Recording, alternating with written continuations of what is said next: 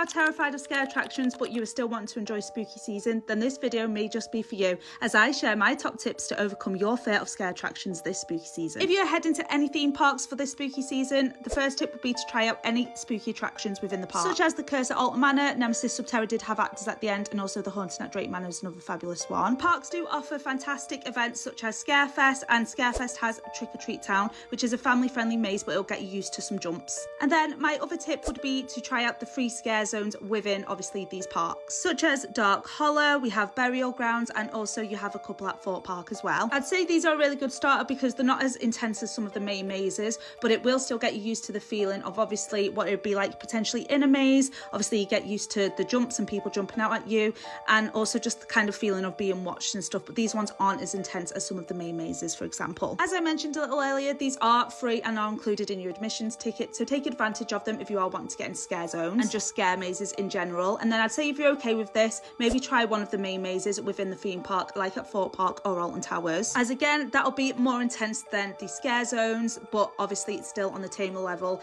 as opposed to say a attraction like Scare City, for example, which is a bit more intense. And as I mentioned, there are a lot of other family-friendly events like the ones at Drayton Manor, there's Chessington, there's also Halloweenville in Warrington to get you used to obviously the spookiness. Now, another thing I see people do is closing their eyes. Do not close your eyes in mazes. They will just make you feel more panicky and claustrophobic, and it's best to keep open so that you're more familiar with your surroundings and what you can expect. Also, try not to show that you're scared, because that will make you a target and they will pick on you. I'd also recommend to go in with a big group if you can and stay in the middle, as most of the scares happen right at the front, so if you're a little bit further behind you'll be able to expect when the jumps are going to come. More recently, some scare attractions have been offering obviously scare lanyards, which just make actors aware that you obviously don't want to be scared, and therefore you can enjoy all the feeling of the spookiness without actually getting terrorized. Also, some events may offer nights where it's a bit more toned down. For example, Spooky World in Warrington offers a toned down version of their event on select nights, and Doncaster Fear Factory also offers tickets for Scaredy Cats, which is basically just admissions to scare zones, the hub and the crow's nest. Finally, the thing to remember is it is all just makeup and it's not real, and even the chainsaws aren't real.